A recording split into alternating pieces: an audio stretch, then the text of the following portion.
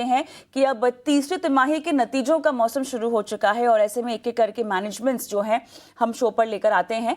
और ऐसे में चलिए वारी एनर्जी के मैनेजमेंट से हम बातचीत करेंगे। और वारी एनर्जीज ने यहाँ पर एनर्जी ग्रीन पावर डेवलपमेंट का 100% अधिग्रहण कर लिया है और अधिग्रहण पर आज हम फोकस करेंगे। और इसी पर विस्तार से बातचीत करने के लिए हमारे साथ वारी एनर्जी के CMD हितेश जोशी भी जुड़ गए हैं। हितेश साहब, आपका बहुत बहुत स्वागत है हमारी इस बेहद खास पेशकश में। और चलिए, पहला तो अधिग्रहण को लेकर ही जानकारी आपसे चाहते हैं। एनएल ग्रीन पावर को लेकर किस तरह की सिनर्जीज और बेनिफिट्स यहाँ पर फायदे आपको होते हुए दिखाई दे रहे हैं, और इस तरह के एक्विजिशन अधिग्रहण के बारे में जब आपने सोचा तो किन किन बातों को आपने कंसिडर किया है और किस किस तरह से फायदा होगा आपके लिए? जैसे आप जानते हैं कि एज अ वारी ग्रुप, जिसको मैं कहता हूँ, हमारी EPC बिजनेस हो या मैन्युफैक्चरिंग बिजनेस हो या बैटरी हो, हमारा जो एक प्लान है कि हम लोग कंप्लीट एनर्जी ट्रांजिशन में काम करेंगे। और उस लाइन के चलते चलते हमें एनर्जी सप्लाई जो करना है, ग्रीन एनर्जी सप्लाई करना है, इस प्लान में हमने एनएल का एक्विजिशन किया है। तो एनएल में आज क्या है, एनएल में कुछ विंड की एसेट्स है, कुछ सोलर की एसेट है जो ऑपरेशनल है। इसके साथ साथ एक जिसको हम पाइपलाइन कहते हैं कि जिसमें कुछ काम शुरू हुआ है, कहीं जमीन का कुछ बात किया है या कहीं कुछ ग्रिड्स पे ली है, कहीं ग्रिड कनेक्शन लिया है, कहीं कोई परमिशन ली है, ये पाइपलाइन है। तो एनएल के एक्विजिशन के साथ ये पाइपलाइन हमारे लिए इसलिए इंपॉर्टेंट होती है कि जब पाइपलाइन हमारे हाथ में है तो जो हमारे बिजनेसेस है, EPC कंपनी, चाहे उसको वारी रिन्यूएबल टेक्नोलॉजी कह दीजिए, मैन्युफैक्चरिंग कंपनी वारी एनर्जीज कह दीजिए, इस कंपनियों को उसका एश्योर्ड बिजनेस मिलता है, क्योंकि हम लोग वो प्लान को, प्रोजेक्ट्स को, जो डेवलपमेंट को हम लोग एग्जीक्यूट करेंगे।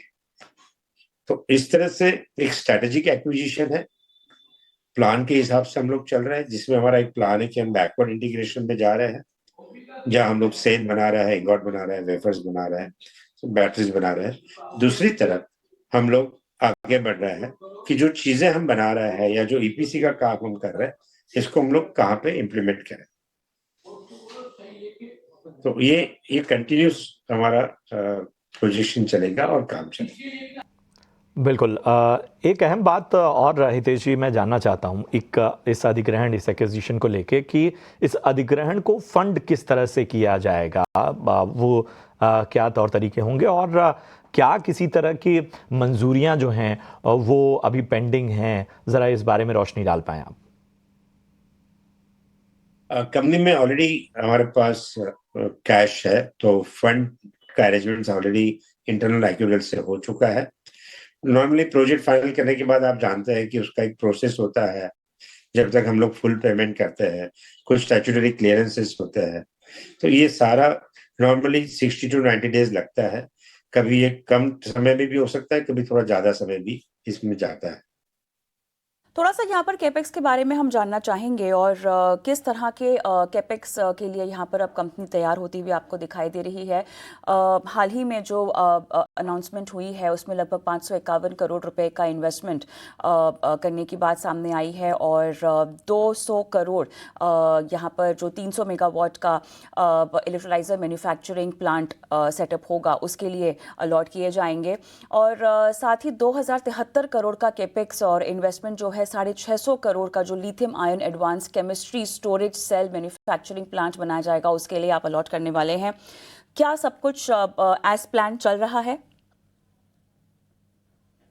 हम लोग टाइम टू टाइम तो आपको और एक्सचेंजेस को बता रहे हैं। लास्ट 2 महीने में आपने देखा होगा कि हम लोग एक तरह से मैन्युफैक्चरिंग में इन्वेस्ट करते जा रहे हैं, और अभी जो हम बात कर रहे हैं ये एग्जीक्यूशन में या पावर जनरेशन में भी इम्प्लीमेंट कर रहे हैं। ओवरऑल इंडस्ट्री में अपॉर्चुनिटी बहुत ज्यादा है। लास्ट 15 सालों में हमने बहुत कुछ काम करके रखा है। तो जैसे जैसे एक एक अपॉर्चुनिटी मैच्योर होते जाएगी, हमारा इन्वेस्टमेंट का प्लान हम लोग डिक्लेयर करते जाएंगे। ओवरऑल कितना करेंगे, कब करेंगे, आज बताना मुश्किल है, क्योंकि हम लोग काफी डाइवर्स, काफी चीजों में, एनर्जी ट्रांजिशन काफी बड़ा सब्जेक्ट है। सोलर एक अपने आप में बहुत बड़ा है, तो बैटरी अपना एक आप में बड़ा है, और ये सब कंपनियों में हम टाइम टू टाइम आपको बता दे जाएंगे। आज बड़ा मुश्किल है कहना कि सब मिला के कितना करेंगे, बट डेफिनेटली हमारा ग्रोथ का प्लान इंटैक्ट है, और जो भी हमने आपको आईपीओ के टाइम पे बताया था उस डायरेक्शन में हम कंटिन्यूसली काम करते जा रहे हैं। बहुत बेहतर सर। हमें ज़रा ये बताइए कि सबकी नज़रें जो हैं वो ट्रंप सरकार की पॉलिसीज़, उनके फैसलों पर टिकी हुई हैं। अगर हम इसके पूरे प्रभाव को ख़ास तौर पे सोलार इंडस्ट्रीज़ के परिप्रेक्ष्य में समझना चाहें तो ज़रा इस पर रोशनी डालिए।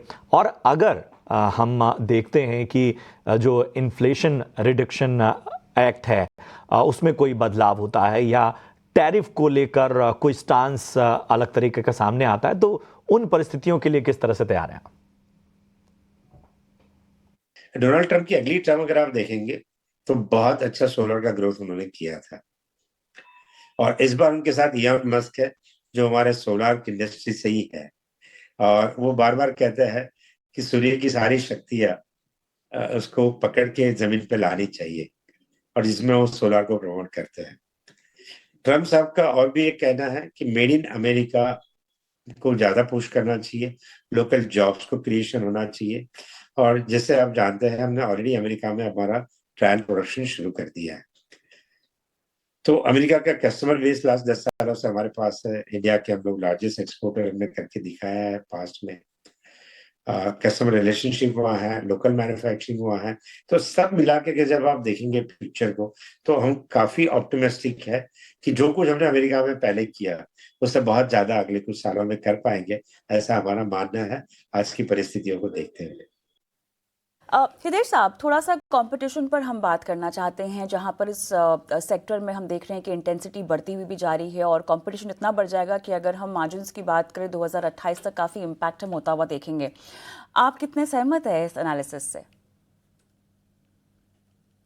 कोई भी इंडस्ट्री बढ़ती है, देखिए पास में हमने देखा है, चाहे इंटरनेट हो, टेलीकॉम हो, कोई भी इंडस्ट्री जब बढ़ती है बहुत सारे प्लेयर्स आते हैं, फिर कंसोलिडेशन होता है। तो मेरा भी ये मानना है इस इंडस्ट्रीज में ऐसा कुछ होगा आगे चल के, और उस दरमियान ये जर्नी के दरमियान कुछ प्राइस प्रेशर आता है, और हर एक का अपना एक सेगमेंट होता है। कुछ लोग प्रीमियम सेगमेंट में लॉन्ग टर्म पे, जैसे वारी है तो हम लोग लॉन्ग टर्म प्लेयर्स है, आज 15 साल से ज्यादा सोलार में है। आगे अगर हम लोग देखते हैं तो एक प्रीमियर सेगमेंट में हम लोग प्ले करते हैं। 15 साल का हम लोग परफॉर्मेंस की बात करते हैं, वारी के मॉड्यूल्स जमीन पे लगे हुए हैं, उसका परफॉर्मेंस लोगों के पास आज है। तो ये सारी चीजें इंडस्ट्री का एक नॉर्मल पैटर्न होता है। कुछ टेम्पररी प्राइस प्रेशर रहता है, कुछ सेगमेंट के लिए होता है, कुछ सेगमेंट के लिए नहीं होता है। बिल्कुल। और शायद ये जो तजुर्बा है वो सारी चीज़ें इस पूरी इंडस्ट्री के तमाम चुनौतियों और संभावनाओं पर आपको सुनना भी बहुत अच्छा लग रहा है। मेरा आखिरी सवाल हितेश जी बजट को लेकर है। सब कारोबार जगत की अपनी अपनी उम्मीदें हैं।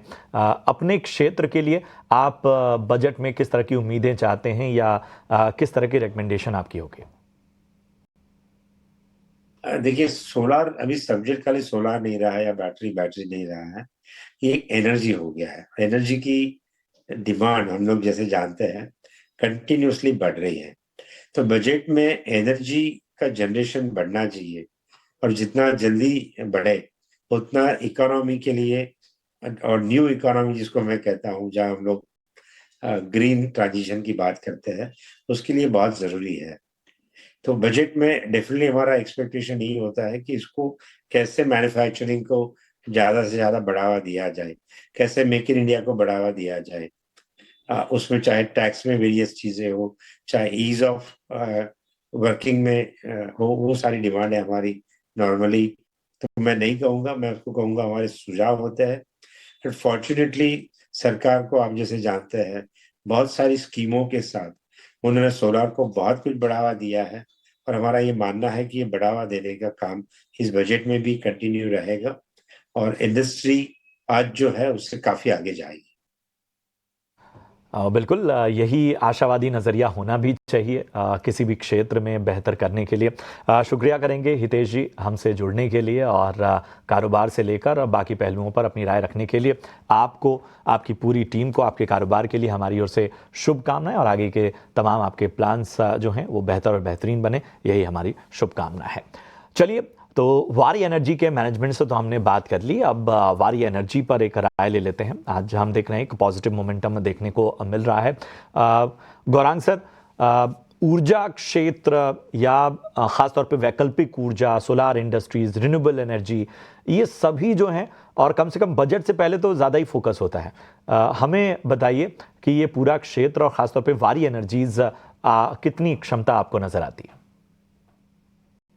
तो प्रशांत भाई, ऊर्जा उत्पादन क्षेत्र हमें काफी पसंद है, और ऊर्जा उत्पादन के साथ साथ हम ये भी राय देंगे कि आपको ऊर्जा वितरीकरण और ऊर्जा उपकरण, इन क्षेत्र पर भी ध्यान देना चाहिए, क्योंकि ये एक पूरा समीकरण या ब्रह्मांड होता है ऊर्जा का। तो वारी एनर्जीज पर जब हाल ही में आईपीओ आया था कुछ समय पहले, तो आईपीओ नोट द्वारा हमने राय दी थी लोगों को कि लंबी अवधि के लिए आप निवेश करें, और उसी नोट को अगर मैं एक आधार बना करके टिप्पणी करना चाहूं, तो अगर आपके पास शेयर है तो लंबी अवधि के लिए बने रह सकते हैं। और आपने सही फरमाया, क्लीन और ग्रीन एनर्जी, यानी कि वायु से उत्पादन होने वाली वायु ऊर्जा और सूर्य से उत्पादन होने वाली सूर्य ऊर्जा, जिसे हम विंड एनर्जी और सोलार एनर्जी कहते हैं, ये हमें लग रहा है कि आने वाले समय में एक बहुत बड़ा बेहतरीन रुझान लेकर के आने की संभावना हमें लग रही है, क्योंकि सरकार की नीति और योजना भी काफी कारगर और सकारात्मक स्तर पर, जमीनी स्तर पर काम कर रही है।